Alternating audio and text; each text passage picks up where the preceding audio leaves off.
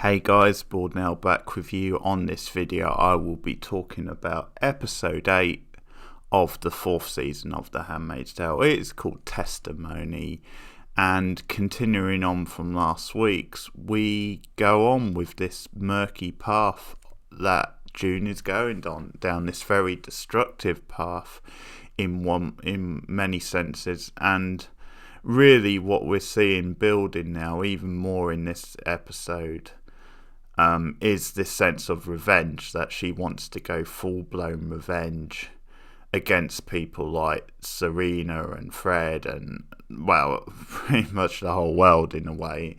And I guess that has been like the theme of season 4. It has been slowly June getting her sense of revenge, her empowerment back.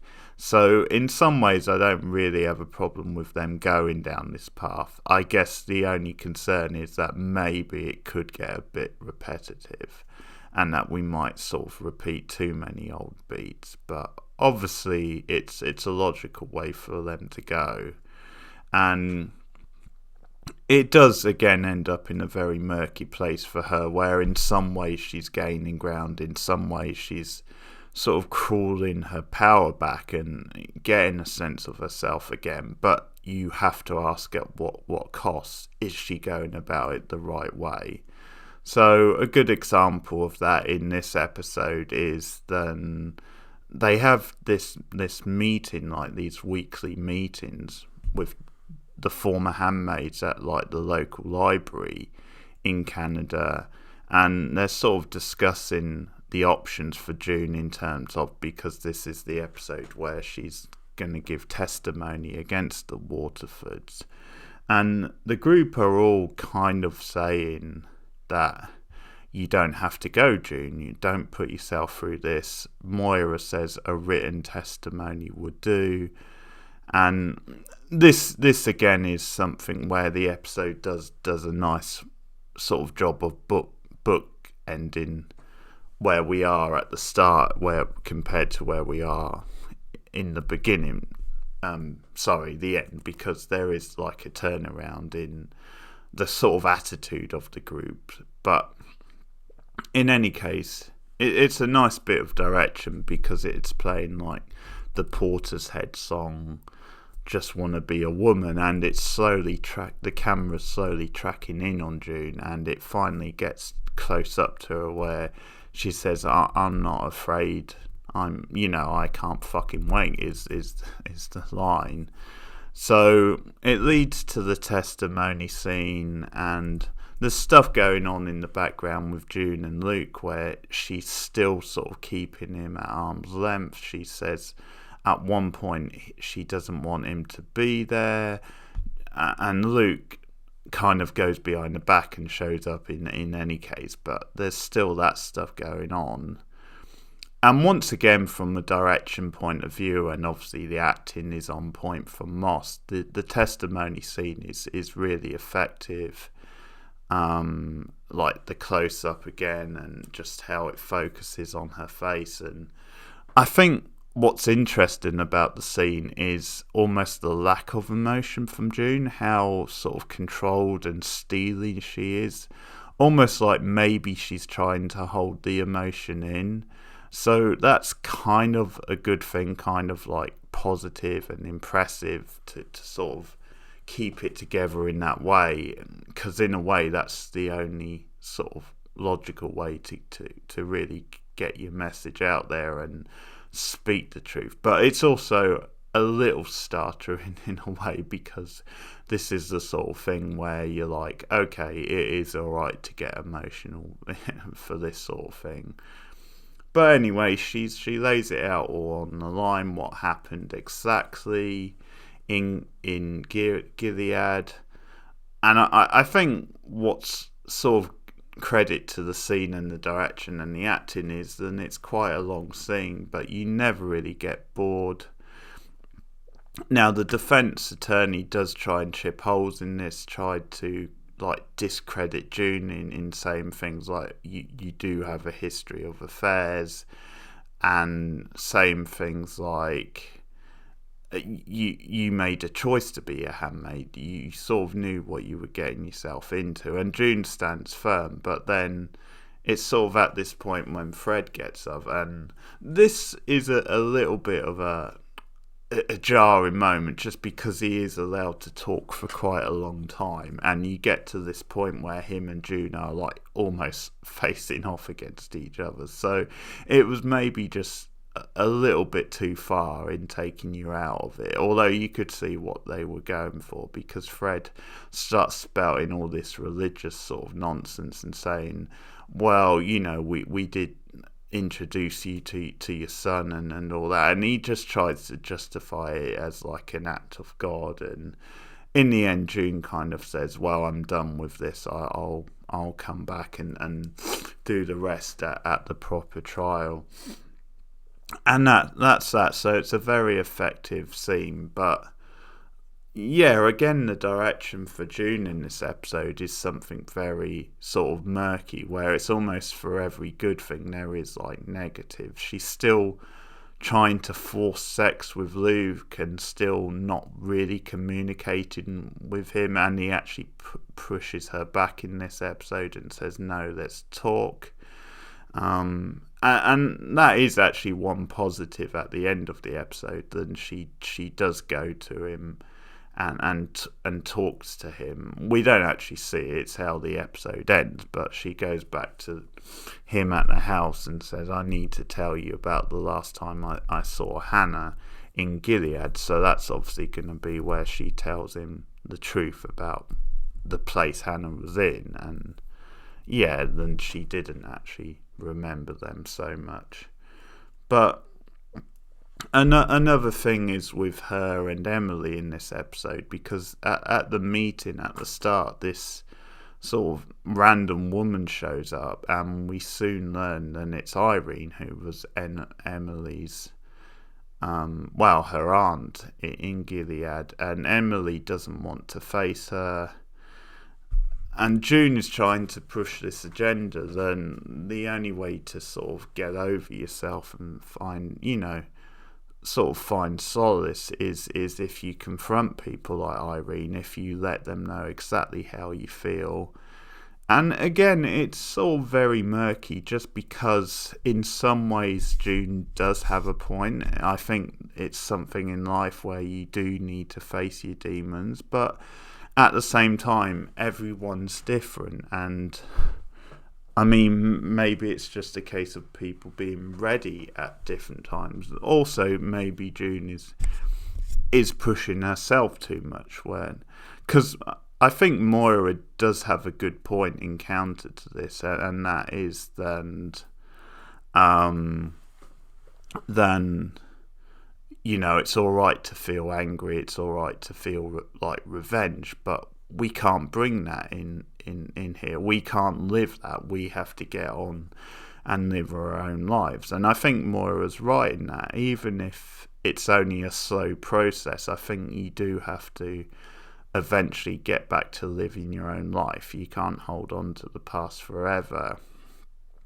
But I do sort of have a small complaint in this stuff, and that is then, again, June is the dominant character. I think it does become a little too much of like the June show, because what ends up happening is that she actually sort of convinces the other ex-handmaids to start feeling like her and taking out their emotions, and kind of having this aggressive nature, saying, well, if I saw my aunt, I would like cut her up, or whatever the line was. And it's just this turnaround where obviously Moira's very concerned, whereas June is sort of quite gleaming, because she's almost like convinced them then her way, her idea is the right way. So it's in a very murky place, and in the end she talks Emily into like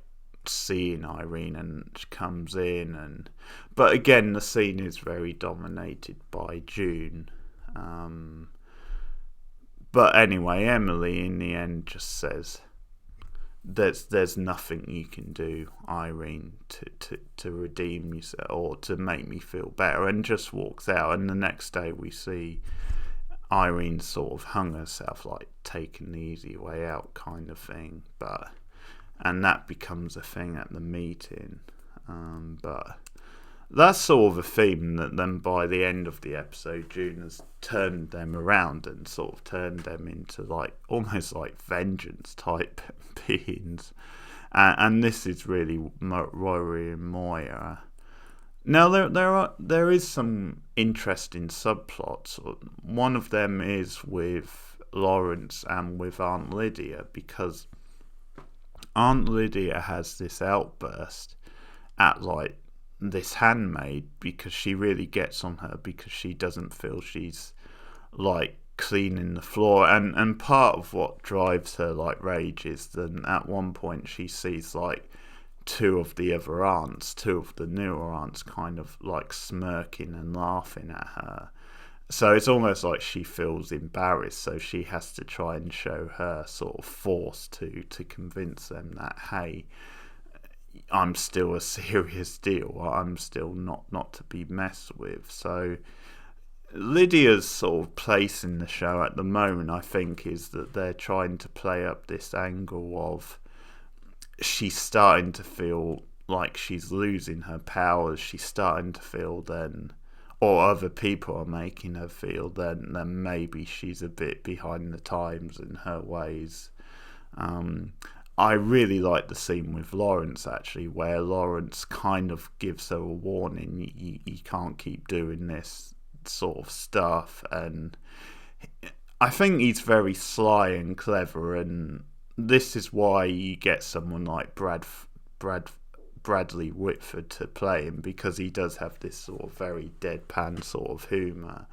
And he's sort of mocking her in a roundabout way about June, about how June obviously got the best of her. And it's sort of clever the way they're going with Lawrence, because he's sort of towing this line where he is seemingly working for like the government in Gilead and is still seemingly like on their side, but I think at the same time he's using his control for like more positive things. He's using his control to sort of rein people like Lydia in. And I think his line, I really laughed at his line about June, where he kind of says that, oh no, it's about Lydia, because we find out in this episode actually that Janine's still alive. Janine has been found, and she's been like arrested again by the Gilead authority. And like Lawrence is just prodding Lydia about, I know you get off on like torturing people, and it's almost his way of shaming her, because I think in her own mind, and again the religious stuff again, she almost justifies it that way, but it sort of shames her sense of morality, I think, and she immediately gets defensive, says, oh no, that's not me. And he's at one point he pauses like, hey, I don't blame you, we all get our kicks somehow. So I thought that was a really funny line. But yeah, interesting development with Janine, because he reassigns Lydia to her. And another aspect to this, I think, might be that Lawrence is trying to mould Lydia, or he's trying to make us see a new way of doing things, which is his way of sort of changing things a bit in Gilead. Because he obviously doesn't have the power to like overthrow the whole government, but I think there is a sense he's trying to change things slowly by slowly. And we sort of see in a way Lydia's old tricks, because she's trying to manipulate Janine into thinking that June left her behind, so trying to play that them off against each other really. But it's sort of a testament to the development, I think, of Janine. And Janine as a character says, no, I don't believe you, I don't believe that. And she's actually happy that June made it out of there. But the other thing about that scene is then Janine pleads with Lydia not to make her a handmaid again. It's almost like anything but that, which I think is telling, because she sort of resigned in a way to maybe just staying in Gilead forever now, and that'll be her life. So she's kind of saying, yeah, just let me rot here, just let me die here. I'd rather do that than going back to be a handmaid. So that's kind of how the scene leaves off, and Lydia sort of gives her a hug and says, oh, come on, don't be hysterical now. So that's left open, so that will be interesting to see where they go with Janine. And the only other thing is that I think we get confirmation that the Winifreds now are very much on the same page again, partly because they feel it's necessary to like defend themselves against June. And there's this scene where I was a bit unsure of why they were being released, but I guess maybe they're let out on bail until the trial, but they sort of come out of like the prison and there's this cheering sort of mob, so I guess it's showing that even in Canada they have their supporters, because you do have this mob with signs and stuff actually supporting them. But it sort of felt a little surreal because it's been a while since we've seen that with the Winifreds, but they hold hands, I guess, for the show and stuff, and just reconfirms that they are together. So I guess we're going to get more of this trial in future episodes. So that's Handmaid's Tale again for the week, and again I'm mostly pretty positive. I can't really fault too much of it. So if you've seen this episode, if you've been watching season 4, then let me know your thoughts in the comments below. Like and subscribe. Share me out on social media also, and I'll see you guys again soon. Goodbye.